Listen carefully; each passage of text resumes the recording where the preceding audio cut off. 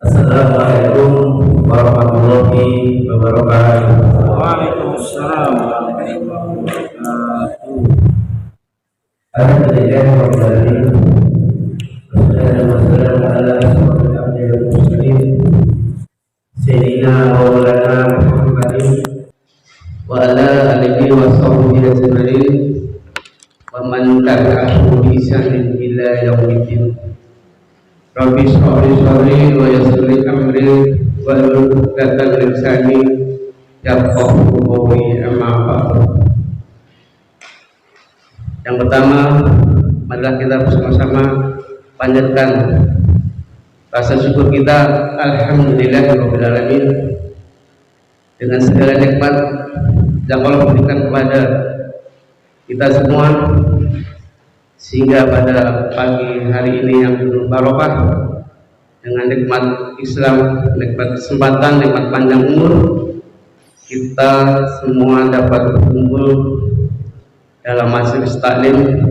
Mudah-mudahan pada kesempatan pagi hari ini Allah ridho dan dicatat sebagai amal baik buat kita semua. Salawat wassalam semoga tercurah pada baginda Nabi besar Muhammad sallallahu alaihi wasallam, kepada seluruh keluarganya, sahabatnya, dan seluruh umatnya, yang mudah-mudahan kita termasuk umatnya dengan izin Allah dan ridho Allah Subhanahu wa taala. Mudah-mudahan di yaumil akhir nanti kita mendapatkan syafaat dari baginda Nabi besar Muhammad sallallahu alaihi wasallam. Jamaah Masjid Al-Madinah yang dirahmati Allah Subhanahu wa taala, dengan rasa syukur kita masih bisa menjalankan ibadah sholat subuh berjamaah dan dilanjut dengan kajian subuh pada ahad kedua setiap bulannya. Pada kesempatan pagi hari ini akan diisi oleh guru kita, Ustaz Wiyatno. Alhamdulillah beliau sudah bersama kita. Mudah-mudahan apa yang disampaikan tentunya bermanfaat buat kita dan menambah ilmu keislaman kita. Untuk membersihkan waktu kepada Ustaz Wiyatno, kami persilakan. Bismillahirrahmanirrahim. Assalamualaikum warahmatullahi wabarakatuh.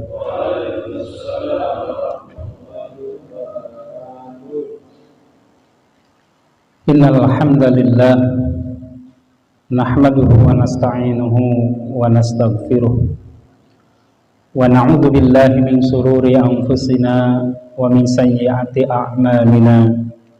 May yahdihillahu fala mudhillalah wa may yudlil fala hadiyalah.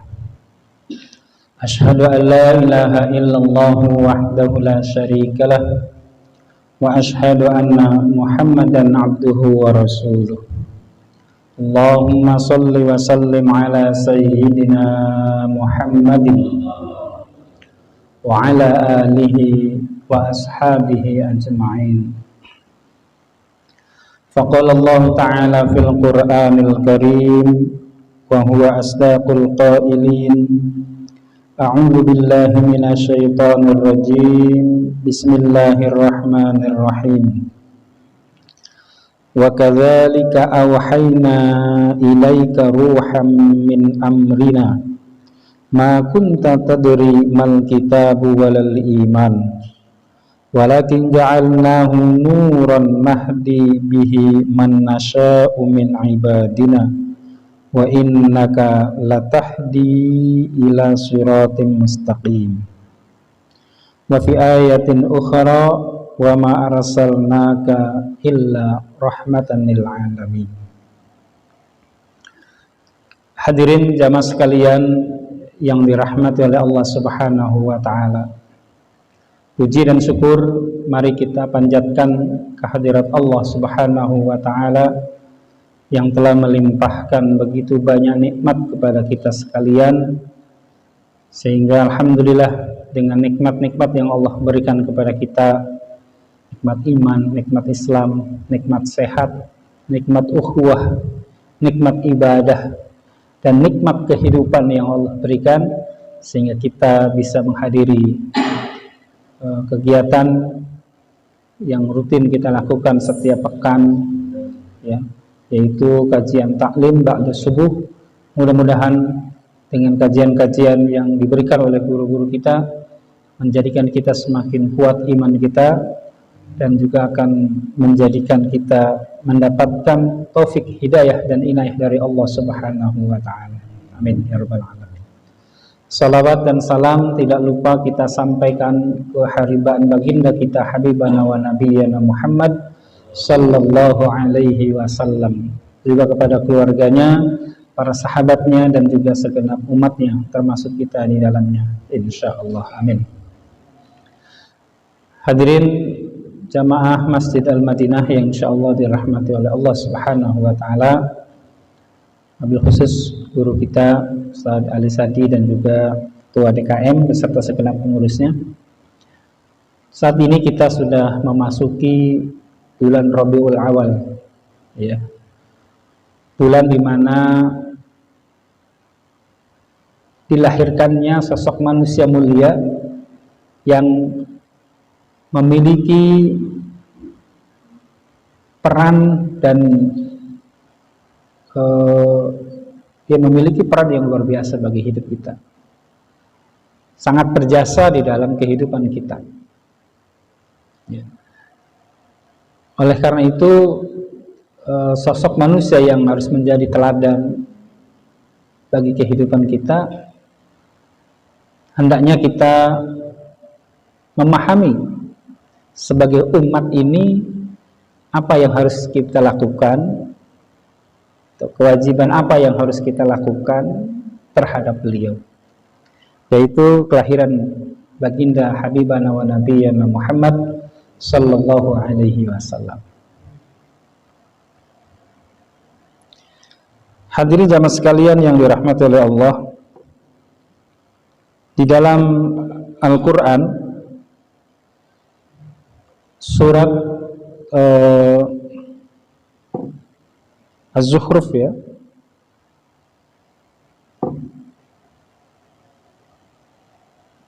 maaf, surat Asy-Syura ayat 52, Allah Subhanahu wa taala berfirman, wa kadzalika awhayna ilaika ruham min amrina. Wa kadzalika, dan demikianlah, awhayna, kami wahyukan, ilaika, kepadamu Muhammad sallallahu alaihi wasallam, ruhan, ruh Al-Qur'an. Jadi ruhan, ruh di sini maksudnya adalah Al-Qur'an. Min amrina, ya, dengan perintah kami. Jadi satu-satunya manusia yang diberikan oleh Allah mukjizat berupa Al-Qur'an adalah baginda Rasulullah sallallahu alaihi wasallam. Karena setiap nabi itu memiliki mukjizat. Setiap manusia yang dipilih menjadi seorang nabi dan rasul, dia akan diberikan mukjizat oleh Allah Subhanahu wa taala. Nah, mukjizat di sini ada yang bersifat hissiyah dan ada juga yang bersifat ma'nawiyah. Apa itu mukjizat hissiyah? Mukjizat hissiyah adalah mukjizat yang bisa ditangkap oleh panca indera kelebihannya, seperti mukjizat yang Allah berikan kepada Nabi Musa alaihissalam dengan melemparkan tongkatnya, kemudian berubah menjadi ular yang besar dan kemudian memakan ular-ular kecil, ya, yang dilakukan oleh para penyihir dari pengikutnya Fir'aun, ya. Sehingga kemudian Nabi Musa alaihissalam, ya, diperintahkan Allah untuk melemparkan tongkat itu dan menjadi ular besar, kemudian memakan ular-ular kecil yang dilakukan disihir oleh para penyihir itu. Itu namanya mukjizat hissiyah, yang bersifat fisik, yang bisa ditangkap oleh panca indera. Mukjizat Nabi Isa alaihissalam misalnya bisa menyembuhkan orang yang sakit, menghidupkan kembali atas izin Allah orang yang sudah meninggal, dan seterusnya. Itu disebut mukjizat hissiyah. Nabi Muhammad juga punya mukjizat hissiyah.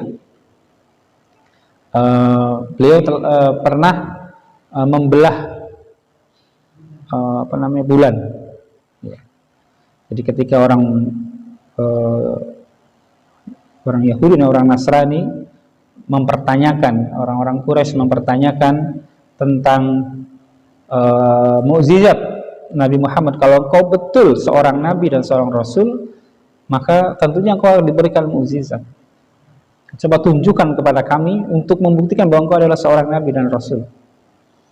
Pada saat bulan purnama, kemudian Nabi Muhammad berdoa, kemudian bulan itu menjadi terbelah menjadi dua, ya, tapi tidak terbelah dalam arti ini, ya, kayak semacam retak gitu. Dan itu diperlihatkan sehingga bulan itu sebenarnya tidak utuh bulat itu, seperti itu. Nah, itu mukjizat yang hissiyah yang diberikan oleh Allah kepada Nabi Muhammad SAW, dan banyak mukjizat-mukjizat yang lain. Tetapi Al-Quran adalah mukjizat yang bersifat maknawiyah. Artinya mukjizat yang hanya akan bisa dirasakan kemukjizatannya ketika Al-Quran itu diamalkan. Ketika mukjizat itu diamalkan, itu namanya mukjizat maknawiyah. Jadi Al-Quran, ya, yang Allah berikan, Allah turunkan kepada baginda Rasulullah ini, akan bisa memberikan mukjizatnya ketika Al-Quran itu diamalkan. Ya, tapi kalau tidak diamalkan, ya, tidak akan menumbuhkan mukjizatnya. Ya, walaupun dalam kalangan orang-orang tertentu ada yang menjadikan mukjizat sebagai jimat, ya, dalam pengertian diambil manfaatnya, gitu ya. Jadi jimat itu jangan dimaknai jimat seperti orang zaman dulu, misalnya dengan benda-benda tertentu, misalnya, tidak. Ya. Jadi misalnya orang yang sakit, misalnya, dulu waktu kita kecil di kampung, waktu sakit itu dibawanya ke kiai, waktu dokter belum banyak, ya, waktu puskesmas di kampung belum ada, gitu ya. Jadi jauh, adanya mantri, gitu kan. Nah, para orang tua ketika kita anaknya sakit misalnya, itu didatangkannya atau diantarkannya ke para kiai.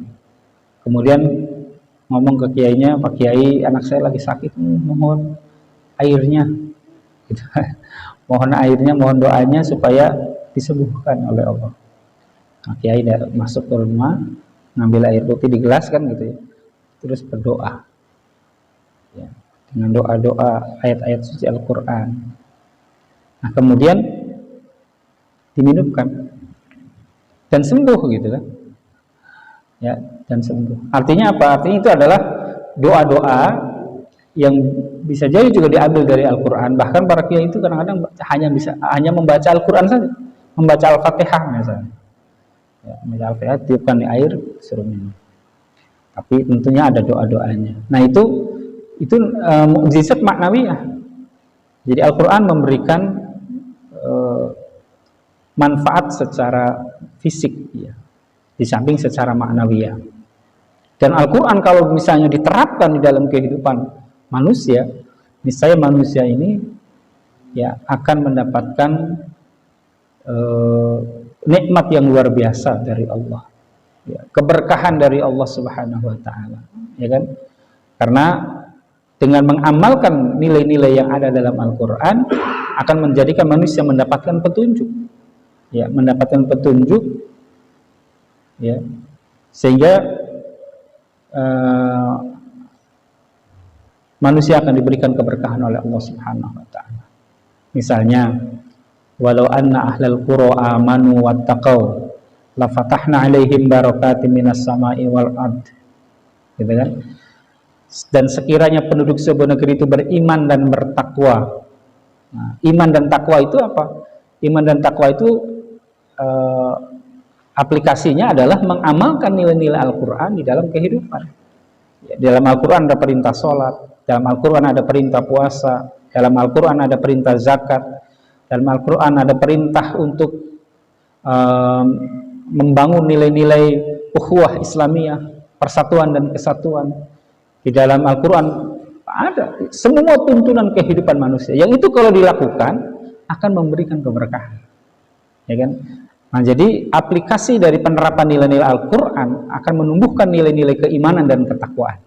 Dengan nilai-nilai keimanan dan ketakwaan itu yang menjadi syarat diberikannya keberkahan oleh Allah dalam kehidupan, gitu kan? Maka ayat itu mengatakan la fatahna 'alaihim, ya, maka pasti akan kami bukakan atas mereka barokatin, pintu-pintu keberkahan, minas sama'i wal ardi, dari langit dan dari bumi. Jadi artinya apa? Kehidupannya jadi berkah. Kenapa berkah? Karena mengamalkan nilai-nilai Al-Quran. Nah, hadirin jamaah sekalian yang berbahagia, pada ayat ini Allah menjelaskan bahwa Allah Subhanahu wa taala ya memberikan, mewahyukan ruh Al-Quran, ruhan di sini artinya maknanya Al-Quran. Ya, wa kadzalika awhayna ilaika, dan demikianlah kami wahyukan ilaika kepadamu Muhammad ruhan Al-Quran, min amrina, dengan perintah kami. Ma kunta, ya, tidaklah kamu sekalian ada sebelumnya tadri, mengetahui, mal kitabu, apa itu Al-Quran, walal iman, dan juga tidak mengerti tentang kebenaran iman. Walakin ja'alnahu, akan tetapi kemudian kami jadikan Al-Quran itu nuron, sebagai cahaya, ya, sebagai cahaya. Jadi Allah menurunkan Al-Quran kepada Nabi Muhammad, ya, kemudian menjadikan Al-Quran itu sebagai cahaya. Apa fungsi cahaya itu? Nahdi bihi man nasya'u, nahdi, kami tunjukkan, bihi, dengan Al-Quran itu, man, orang, nasya'u, yang kami kehendaki, min ibadina, dari hamba-hamba kami. Nah, itu jadi Allah menurunkan Al-Quran kepada Nabi Muhammad, kemudian Muhammad sampaikan kembali kepada umatnya, kepada para sahabat saat itu. Kemudian para sahabat menyebarkan nilai-nilai Al-Quran, menyebarkan dakwah nilai-nilai Al-Quran ini kepada seluruh umat manusia, termasuk sampailah kepada kita saat ini. Ya. Nah, dengan Al-Quran itu Allah menunjukkan, ya, cahaya itu nah, cahaya itu kan akan menerangi. Menerangi itu apa? Kalau bahasa gampangnya, dengan cahaya itu kita akan bisa berjalan di dalam kegelapan. Kalau orang dalam kondisi kegelapan tidak ada cahaya, dia berada dalam kegelapan yang bisa jadi tersesat. Nah, begitu.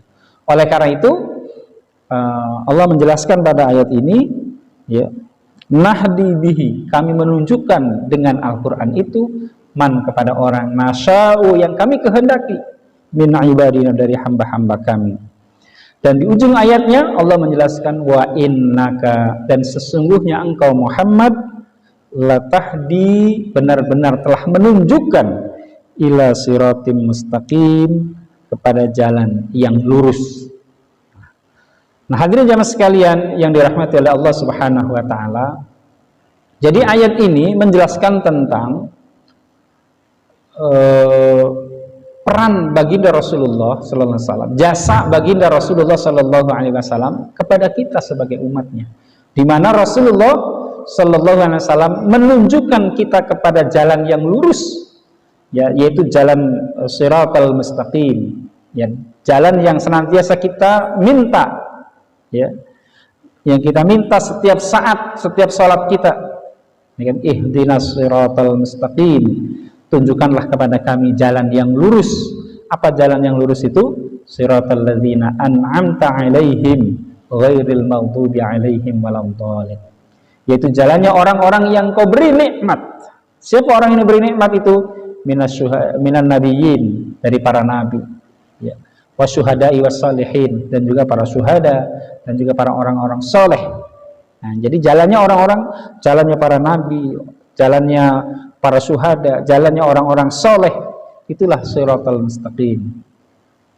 Nah, seandainya tidak ada yang menunjukkan, bisa jadi mungkin kita tidak berada dalam keimanan. Bisa jadi kita termasuk orang yang tidak mendapatkan hidayah dari Allah Subhanahu wa taala. Bahkan ya, Allah Subhanahu wa taala memberikan hidayah melalui Al-Qur'an yang disampaikan kepada Muhammad dan sampai kepada kita ini. Ada saja orang yang tidak dikehendaki oleh Allah untuk mendapatkan hidayah. Ya, ada saja yang tidak dikehendaki oleh Allah untuk mendapatkan hidayah. Maka kita bersyukur ya, dengan perjuangan baginda Rasulullah dan para sahabatnya, para ulama-ulama terdahulu, kemudian sampai kepada orang tua kita, dan kita kembali menjadi seorang muslim ya, memiliki jalan yang lurus. Karena sekali lagi di sini Allah menjelaskan, nahdi bihi man nasya, kami tunjukkan dengan Al-Quran itu orang yang kami kehendaki. Artinya apa? Bahwa masalah hidayah ini adalah masalah hak prerogatif Allah ya, di mana Allah akan menunjukkan, memberikan hidayah kepada orang yang dikehendakinya ya. Jangankan orang yang hidup di zaman sekarang, yang jauh ribuan tahun setelah wafatnya baginda Rasulullah ya, orang yang hidup bersama dengan Rasulullah, bahkan orang terdekat Rasulullah saja ada yang tidak bisa mendapatkan hidayah gitu kan. Ada Abu Jahal, ada siapa lagi, Abu Lahab ya, ada Abu Thalib ya kan. Mereka adalah paman-paman baginda Rasulullah, artinya orang terdekat Rasulullah gitu kan. Tapi kemudian mereka ini tidak mendapatkan hidayah dari Allah Subhanahu wa taala ya. Abu Lahab bahkan memusuhi ya Rasulullah. Abu Jahal memusuhi Rasulullah sallallahu alaihi wasallam. Abu Thalib yang walaupun beliau tidak memusuhi, bahkan mendukung perjuangan dakwah Rasulullah, tapi juga tidak mampu meraih hidayah Allah Subhanahu wa taala ya. Ketika menjelang akhir hayatnya ya, dalam sakaratul mautnya, Rasulullah meminta kepada beliau untuk mengucapkan syahadat. Wahai pamanku, ucapkan syahadat, ucapkan asyhadu alla ilaha illallah wa asyhadu anna muhammadar rasulullah. Kalau engkau sudah mengucapkan itu, maka yang lain urusannya nanti saya dengan Allah. Saya akan meminta, karena saya diberikan kewenangan untuk memberikan syafaat kepada umatnya, maka hak itu yang akan dilakukan oleh Rasulullah sallallahu alaihi wasallam. Tetapi apa yang dikatakan Abu Thalib, wahai anak pamanku, kalau kamu ingin berdakwah menyebarkan ajaran agamamu, silahkan kamu menyebarkan agama kepada umat, kepada manusia, tetapi jangan sekali-kali kamu mengajak aku ya untuk mengikuti agamamu, ajaranmu. Biarkan pamanmu ini ya, memegang teguh ajaran agama nenek moyang kami. Begitu. Akhirnya apa? Wafatnya beliau tidak mengucapkan syahadat, sehingga kemudian Rasulullah sedih sekali. Bahkan kesedihannya ini sampai kemudian Allah menurunkan ayat Al-Quran ya, wa innaka la tahdi. Nah, beda dengan ayat yang ini. Kalau ini innaka la tahdi, lanya lam pendek ya. Kalau ayat yang tadi panjang laknya, kalau laknya panjang maknanya tidak ya. Wa innaka, dan sesungguhnya engkau hai Muhammad, la tahdi, tidak akan bisa memberikan hidayah, man ahbabta, kepada orang yang engkau cintai. Walakinallaha, akan tetapi Allah lah, yahdi, yang memberikan hidayah, man, kepada orang yasha'u, yang dia kehendaki. Nah, jadi hidayah itu haknya Allah ya, sehingga pamannya sendiri, orang yang dicintainya, orang yang terdekat dengan baginda Rasulullah, Abu Thalib, dia tidak mendapatkan hidayah. Nah, oleh karena itu kita bersyukur kepada Allah ya, bahwa kita walaupun tidak bertemu dengan Rasulullah, walaupun kita tidak sezaman dengan para sahabat, ya, kita termasuk orang yang mendapatkan hidayah. Amin ya rabbal alamin.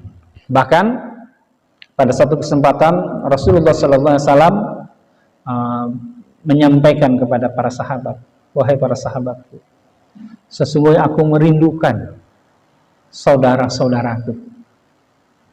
Gitu ya. Para sahabat heran kan gitu. Ya Rasulullah, bukankah kami ini adalah saudara-saudaramu? Gitu. Siapa orang yang kau rindukan itu ya Rasulullah? Kata Rasulullah, bukan kalian. Katanya. Kalian adalah sahabat-sahabatku. Kalian memiliki kedudukan tersendiri ya di dalam diriku. Tetapi yang aku maksudkan adalah saudara-saudaraku adalah mereka yang hidup ya di zaman setelahku, bahkan ribuan tahun setelahku. Mereka tidak pernah melihatku, kata Rasulullah. Tapi dia mengimani, meyakini kebenaran ajaran agamaku dan kemudian mengamalkan ajaran agama. Nah, gitu. Siapa itu? Kita semua, umatnya ini. Kita semua ini adalah orang yang dirindukan oleh Rasulullah Sallallahu Alaihi Wasallam. Para sahabat bertanya, wahai Rasulullah, bagaimana engkau bisa mengenali mereka? Padahal mereka itu tidak pernah berjumpa dengan engkau, tidak pernah bertemu dengan engkau. Bagaimana cara mengenali mereka? Kata Rasulullah, nanti pada saat hari kiamat, ketika manusia dibangkitkan dari alam kuburnya, ya, pada saat yaumul ba's, nanti manusia berkumpul, ya, maka diibaratkan berkumpulnya manusia itu seperti berkumpulnya kuda-kuda.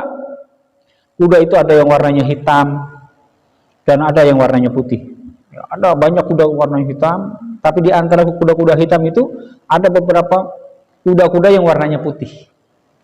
Apakah kalian bisa membedakan mana kuda hitam dan kuda putih itu? Kata Rasulullah. Para sahabat menjawab, tentu ya Rasulullah. Dengan mudah kita akan bisa membedakan mana kuda yang hitam dan kuda yang putih. Begitulah nanti umatku, katanya. Umatku nanti ketika dibangkitkan ada yang dalam keadaan wajahnya itu hitam. Ya, wajahnya hitam. Tapi juga sebagian ada yang dibangkitkan dalam keadaan wajahnya putih, bersih, bercahaya. Nah, maka mudah membedakannya. Mereka yang memiliki wajah putih, ya, bercahaya, itulah umatku yang aku rindukan, yang aku maksudkan aku rindukan, kata Rasulullah. Kenapa mereka bercahaya? Karena mereka senantiasa dalam setiap hari minimal 5 kali wajahnya dibasuh dengan air wudhu.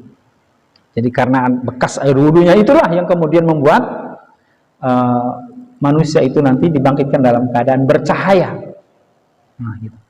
Nah, oleh karena itu hadirin yang berbahagia, seandainya kita tidak mendapatkan hidayah, maka bisa jadi kita termasuk orang yang ketika dibangkitkan dalam keadaan hitam.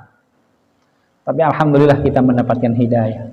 Ya, atas perjuangan Rasulullah menyampaikan, menyebarkan dakwah ya kepada umat manusia, kepada para sahabat, dan kemudian sahabat terus kepada para tabi'in, tabi'in terus disampaikan kepada tabi'in terus disampaikan kepada generasi-generasi setelahnya, dan sampailah Islam itu, Al-Quran itu sampailah kepada kita. Nah, oleh karena itulah kemudian inilah peran jasa besar dari baginda Rasulullah Sallallahu Alaihi Wasallam. Oleh karena itu pada momentum Rabiul Awal, di mana bulan ini adalah bulan dilahirkannya beliau, baginda Rasulullah Sallallahu Alaihi Wasallam, maka saya ingin menyampaikan beberapa kewajiban kita kepada Rasulullah Sallallahu Alaihi Wasallam. Ya, yujibuna atau wajibuna nahwar Rasul, kewajiban-kewajiban kita ya kepada Rasulullah Sallallahu Alaihi Wasallam. Apa kewajibannya? Dan ini saya kira menjadi esensi dari setiap peringatan Maulid Nabi yang diselenggarakan oleh umat Islam. Ya, esensinya adalah bagaimana kita memahami kewajiban kita kepada Rasulullah Sallallahu Alaihi Wasallam. Yang pertama adalah al-imanu bihi, mengimaninya. Ini kewajiban kita. Kewajiban manusia ya adalah mengimani ajaran yang dibawa oleh baginda Rasulullah Sallallahu Alaihi Wasallam. Ya. Jadi kita sudah dilahirkan dalam kondisi Muslim, ya, karena orang tua kita juga Islam. Jangan sampai kita Islamnya hanya sekedar Islam keturunan, tetapi bagaimana keislaman yang kita miliki ini kita terus gali, kita terus perdalam keimanan kita dari sumbernya, yaitu Al-Quran dan Sunnah Rasulullah Sallallahu Alaihi Wasallam. Oleh karena itu di dalam Al-Quran surat 59 ayat 7 Allah Subhanahu Wa Taala berfirman, wa ma atakumur rasulu fakhuduhu wa ma nahakum anhu fantahu. Wa ma, dan apa-apa atakum yang kami datangkan untuk kamu sekalian, yang aku datangkan untuk kamu sekalian, ar-rasul, dari rasul, oleh rasul, fakhuduhu, maka ambillah. Jadi apa yang didatangkan oleh Allah kepada baginda Rasulullah dan Rasulullah disampaikan lagi kepada kita, apa itu? Ya Al-Quran dan juga hadis Rasulullah yang dijadikan sebagai pedoman tuntunan di dalam kehidupan. Maka kata Allah, fakhuduhu, maka ambillah. Gitu kan? Ambillah, maksudnya ambillah itu apa? Jadikan dia sebagai tuntunan di dalam kehidupan supaya kita tidak tersesat. Ya, maka di dalam saat Rasulullah akan wafat, beliau melakukan haji wada, ya, sebelum sakitnya itu Rasulullah melakukan haji wada. Ada pesan terakhir yang Rasulullah lakukan, sampaikan kepada para sahabat. Kata Rasulullah, taraktu fikum, aku tinggalkan kepada kamu sekalian, amroini, dua hal, idza tamassaktum bihima, yang jika engkau berpegang teguh kepada dua hal ini, lan tadhillu abadan, kamu tidak akan tersesat selamanya. Apa itu dua hal itu? Ala wahiya al-Quran was sunnah.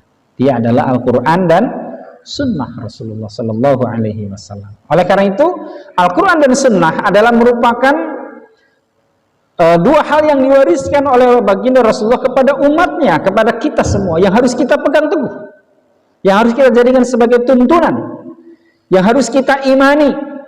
Yang harus kita imani itu artinya apa? Artinya kita yakini kebenarannya dalam hati kita ucapkan, ya, kita lakukan, kita baca Quran itu, kita jadikan sebagai tuntunan dan kemudian kita amalkan.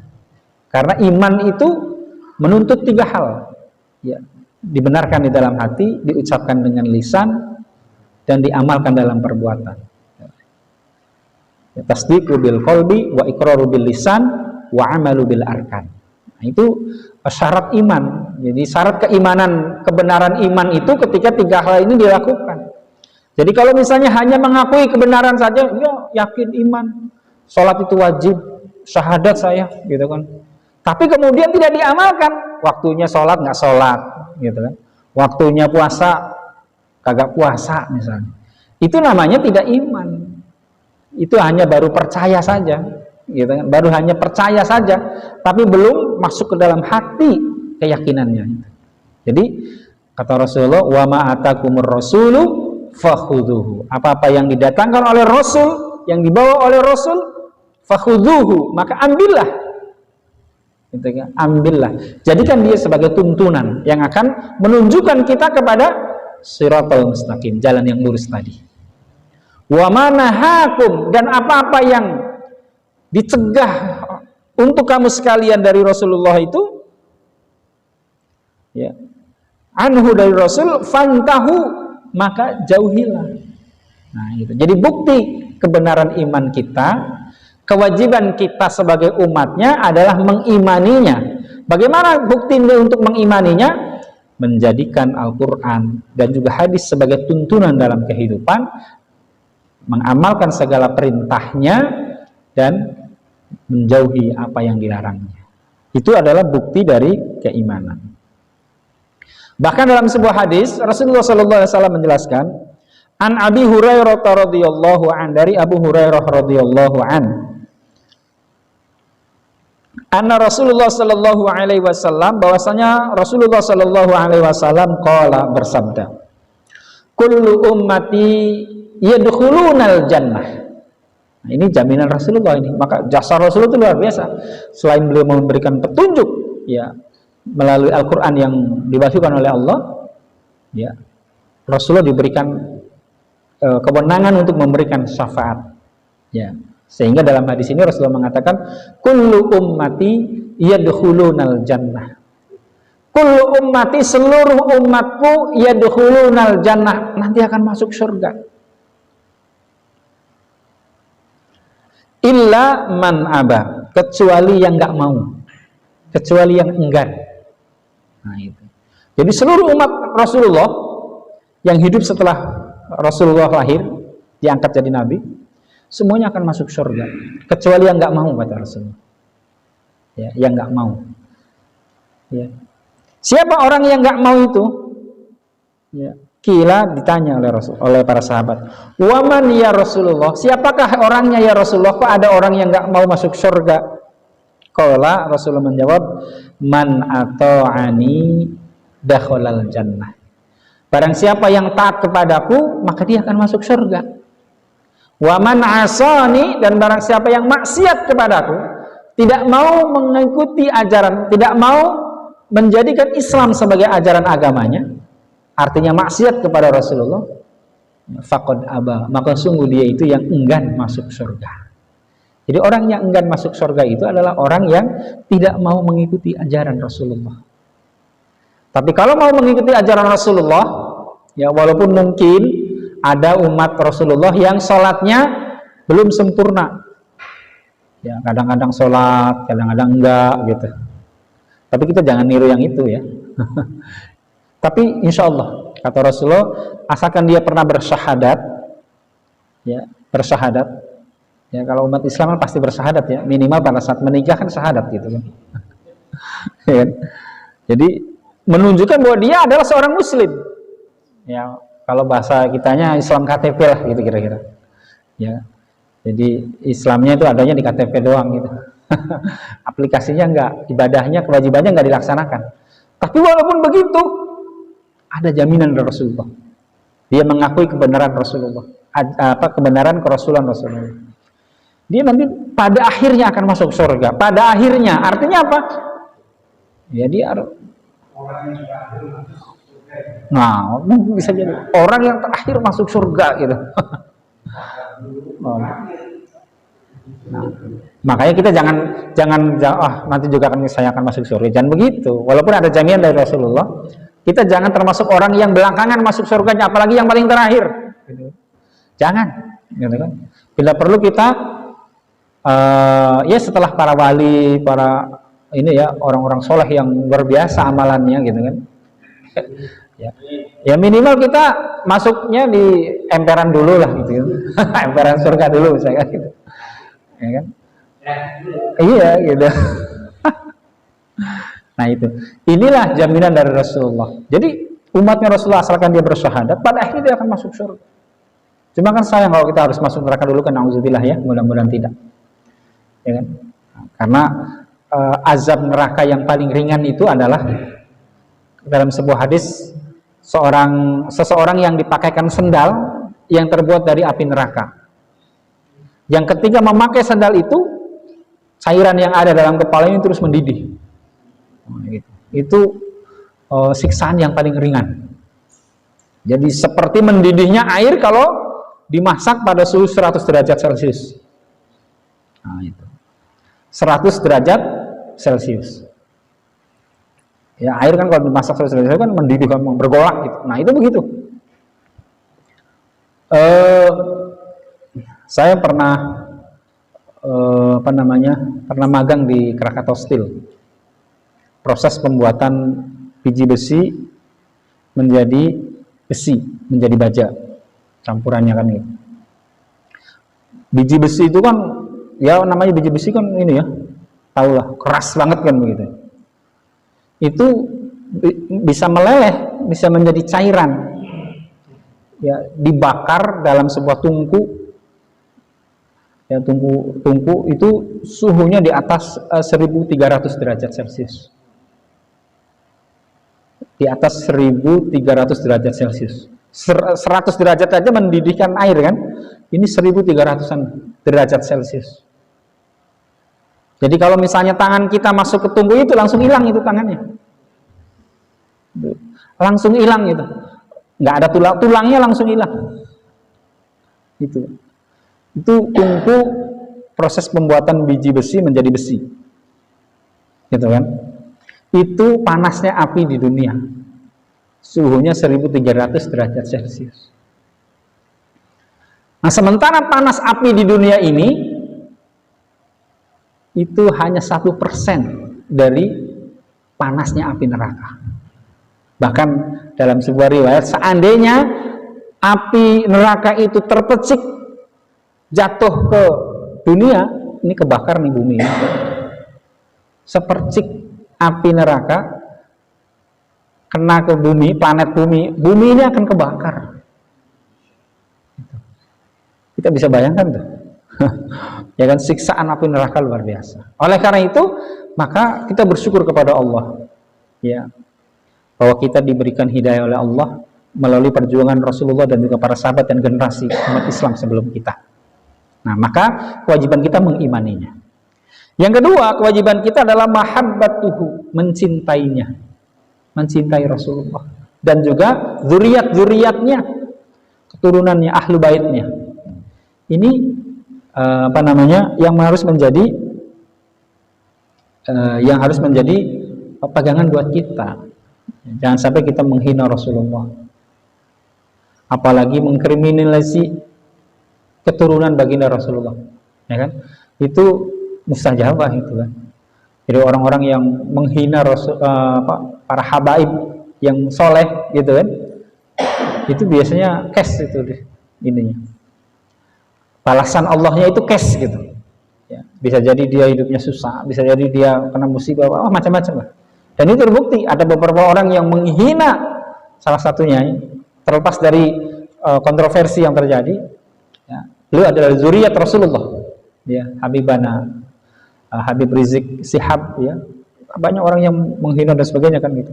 Itu case itu banyak yang sudah terkena mubahalah, ya, terkena mubahalah yang dilakukan oleh Habib Rizik. Ya, apa mubahalah itu? Sumpah kepada Allah, ya, yang akan ketika sumpah itu dilakukan, ya, apa yang diucapkan dari mubahalanya itu akan menjadi kenyataan. Itu namanya mubahalah. Mubahalah itu adalah senjata terakhir yang diberikan oleh Allah kepada umat Nabi Muhammad SAW. Ya, mubahalah itu misalnya seorang dituduh ya melakukan perbuatan tidak baik, padahal dia tidak melakukan.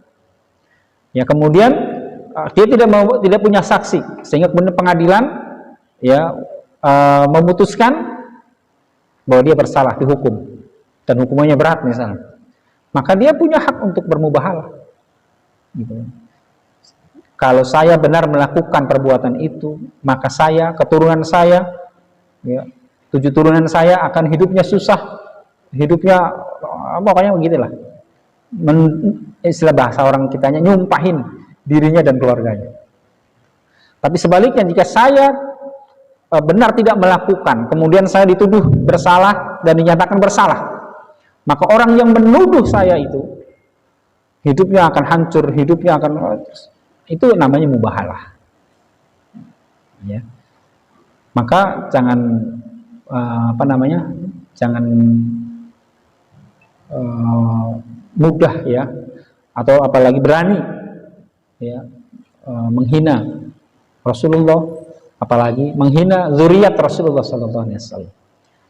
Ya, oleh karena itu jaminan orang yang mencintai Rasulullah dengan cara mengikuti ajaran agamanya juga akan diberikan jaminan oleh Rasulullah SAW dalam Al-Quran surat Ali Imran ayat 31. Qul in kuntum tuhibbunallah fattabi'uni yuhibbukumullahu wa yaghfir lakum dzunubakum. Ya.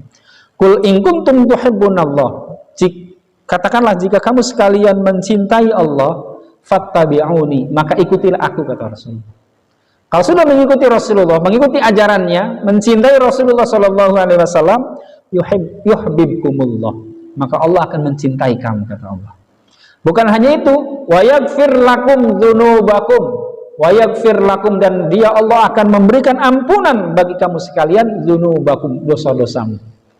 Nah, jadi dengan mencintai Rasulullah dan mengikuti ajaran Rasulullah, insya Allah kita akan mendapatkan cinta dan kasih sayang dari Allah dan akan mendapatkan ampunan dari dosa-dosa kita. Nah, itu yang kedua. Yang ketiga, ta'zimuhu. Kewajiban kita adalah ta'zimuhu, mengagungkannya, memuliakannya. Nah, ini kewajiban kita kepada Rasulullah. Rasulullah yang sudah berjasa memberikan petunjuk kepada kita atas kehendak atau atas izin Allah. Maka kewajiban kita adalah ta'zimuhu, mengagungkannya, memuliakannya, mendudukan Rasulullah dan para zuriatnya pada kedudukan yang mulia. Gitu kan? Mengagungkan tuh gimana? Misalnya ketika kita menyebut nama beliau, ya jangan namanya saja, ya kan? Tapi dengan pengagungan, dengan ucapan-ucapan pemuliaan. Misalnya Habibana, gitu kan?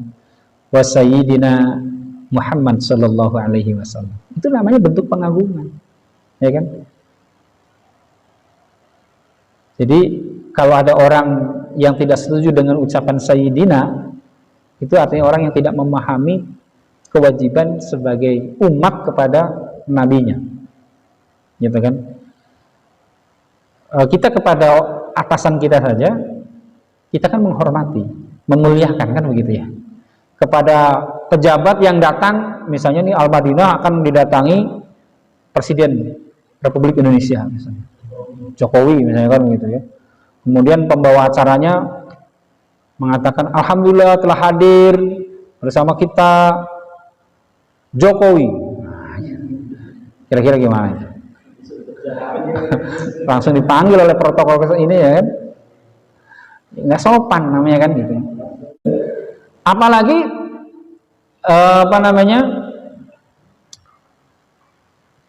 ungkapan-ungkapan kepada para anggota dewan misalnya. Ya, biasa kita mengucapkan apa itu? Para anggota dewan yang terhormat. Nah, gitu. Majelis hakim yang mulia, kan? Itu kepada manusia. Kita memberikan penghormatan, memberikan ta'zim. Yang kita nggak tahu dia itu orang ahli ibadah atau tidak, gitu kan? Kita mengagungkan, kita memuliakan, apalagi kepada baginda Rasulullah SAW. Nah, oleh karena itu, inilah bentuk pemuliaan kita, pengagungan kita kepada baginda Rasulullah SAW. Ya, banyak hadisnya ya, cuma waktunya. Yang penting intinya adalah bentuk dari pengagungan kita adalah sering menyebutnya dengan penyebutan yang selayaknya, ya. Jangan menyebut namanya saja, kan begitu ya. Kalau kepada manusia aja kita memberikan penghormatan yang belum tentu keislamannya, kebaikan, kesolehannya. Ini Rasulullah yang jelas-jelas berjasa menunjukkan kita kepada ihdinas shiratal mustaqim, kan gitu. Maka tentunya kita harus lebih lagi, kan begitu. Maka ungkapan sayyidina wa habibina wa maulana Muhammad sallallahu alaihi wasallam itu, ya. Itu yang ketiga. Yang keempat adalah iksarus sholawati alaihi, memperbanyak membaca sholawat kepadanya, ya. Memperbanyak membaca sholawat, ya. Karena orang, kata Rasulullah, sebakhil-bakhilnya orang, sepelit-pelitnya orang adalah ketika disebut nama beliau tidak bersolawat, enggan bersolawat. Itu namanya orang yang paling pelit. Yo, cuma ngomong doang, apalagi suruh ngeluarin duit, kan gitu. Ngomong aja kagak mau, gitu kan. Nah, ini orang yang terlalu, ini orang yang pelit, kata Rasulullah. Sepelit-pelitnya orang adalah yang ketika disebut Rasulullah dia tidak bersolawat kepada Rasulullah. Bahkan dalam hadis yang lain ada 3 kelompok manusia yang hidupnya dilaknat, ya, berdasarkan doa yang dilantunkan oleh malaikat Jibril, diaminkan oleh baginda Rasulullah. Dalam satu kesempatan ketika Rasulullah mau naik mimbar khutbah, ya, pas naik tangga pertama, jadi mimbar di zaman Rasulullah itu bentuknya kayak apa ya, seperti ini tapi nggak ada depannya nih. Kalau ini kan mimbar ada depannya, itu biasanya bentuknya gitu, biasa aja kayak gitu, ya, letter U gitu kan, tapi tangga gitu, tangga 1, 2, 3. Nah, ketika Rasulullah naik ke tangga pertama, datang malaikat Jibril berdoa, ya Allah, laknatlah kepada orang yang dia masih memiliki kedua orang tuanya, dia nggak berbakti kepada orang tuanya. Kemudian kata Rasulullah apa? Amin. Itu doa yang pertama. Yang kedua, ya Allah, laknatlah kepada orang yang ketika diberikan kesempatan hidup di bulan suci Ramadan, dia tidak memanfaatkan momentum Ramadan untuk beribadah. Artinya orang yang dijauhkan untuk melakukan kebaikan di bulan Ramadan. Maka kata Rasulullah, amin. Itu yang doa malaikat Jibril, makhluk yang tidak pernah berdosa, yang mengaminkannya semulia-mulianya manusia. Ya kan? Pasti dikabul doanya. Yang ketiga apa doanya? Ya Allah, berilah laknat kepada orang yang ketika disebut nama beliau, dia tidak mau bersolawat kepadanya. Nah ini, makanya kita setiap nama beliau disebut, kita bersolawat supaya kita tidak termasuk dalam doa dari malaikat Jibril yang diaminkan oleh Rasulullah. Jadi kalau beliau disebut, kita minimal membaca sallallahu alaihi, minimal itu. Syukur-syukur agak panjangan dikit, sallallahu alaihi wasallam, minimal begitu, ya. Atau Allahumma sholli wa sallim wa barik alaihi, misalnya. Apa saja bentuk salawat. Jadi ketika nama beliau disebut, bersolawat. Nah, ya. Bahkan solawat ya yang kita ucapkan itu luar biasa. Ya, banyak fadilahnya, banyak keutamaannya. Di antaranya keutamaan dari solawat adalah dalam hadis yang diriwayatkan oleh Imam An-Nasa'i.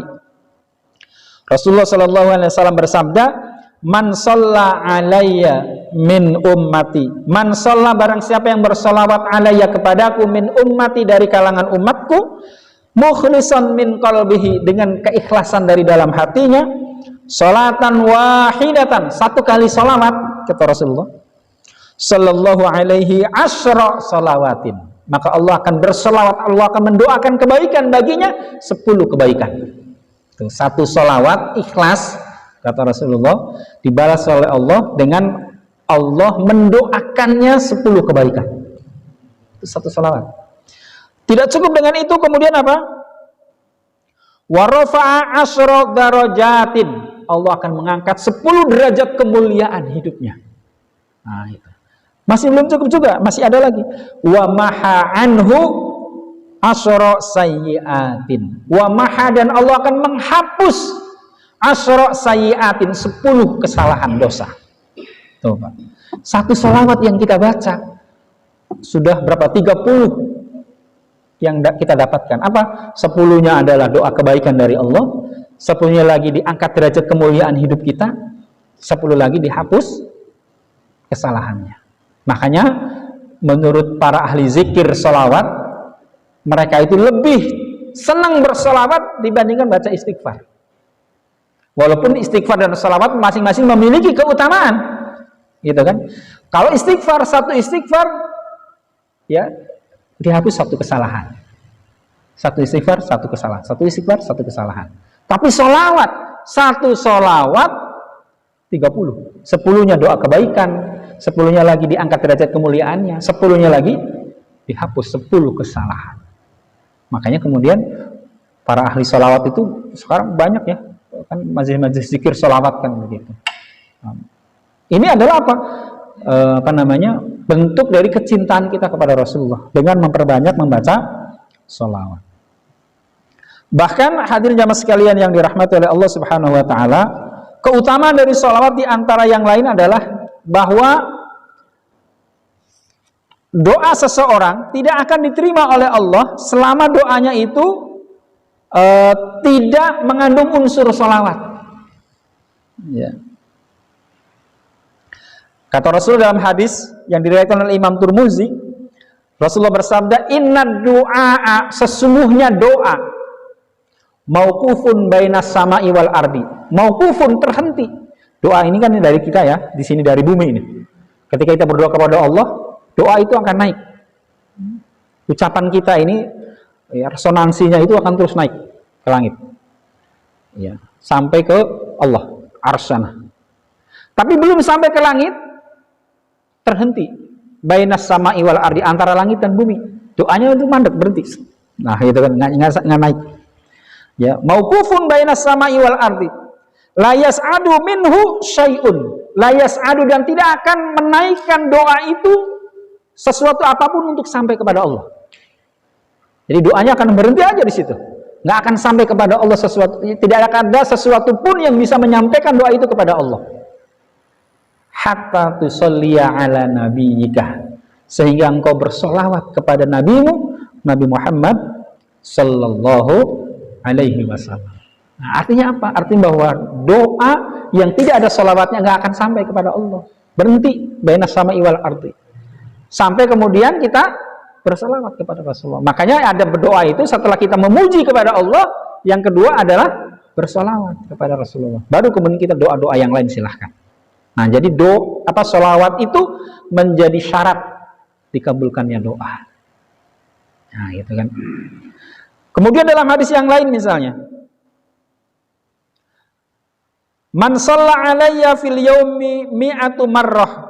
Man shalla alayya, barang siapa yang bersalawat kepadaku fil yaumi, dalam sehari semalam, ya, mi'atu marrah, 100 kali. Qadallahu lahu mi'atu hajatin. Qadallahu, maka Allah akan mengijabah lahu baginya mi'atu hajah, 100 hajat. Jadi barang siapa yang bersolawat kepada Rasulullah setiap hari 100 solawat, ya 100 kali solawat setiap hari, ya, maka Allah akan mengabulkan baginya 100 hajatnya. Nah, gitu. Sab'ina minha fil akhirah. Sab'ina, 70-nya minha dari doa hajatnya itu fil akhirah, dikabulkannya nanti di akhirat sebagai tabungan amal kita. Ya. Wasalasina fid dunya, dan 30-nya di dunia. Jadi 100 solawat dikabulkan 100 hajatnya. 70-nya nanti dikabulkan di akhirat, 30-nya di dunia. Maka kita mendapatkan keselamatan, kita mendapatkan rizki, kita mendapatkan kebaikan-kebaikan dari Allah, itu bisa jadi karena berkah solawat yang kita baca. Nah, makanya perbanyak baca solawat kan gitu. Terakhir dalam hadis Rasulullah mengatakan bahwa man kana aksaruhum alayya sholatin kana aqrabuhum minni manzilah. Gitu kan. Bahwa barang siapa yang paling banyak membaca sholawat kepadaku, maka dialah orang yang paling dekat kedudukannya nanti di surga. Ya, orang yang paling dekat kedudukannya manzilah. Ya, manzilah itu artinya kedudukan. Ya, karena aqrabuhum, maka merekalah orang yang paling dekat minni, dariku, kata Rasulullah. Ya, manzilah kedudukannya. Maka orang nanti di surga itu, ya, kaplingnya itu nanti Rasulullah. Nanti di sekeliling Rasulullah ada 4 sahabat, ya, dan sahabat-sahabat yang lain, para istri-istri Rasulullah di situ.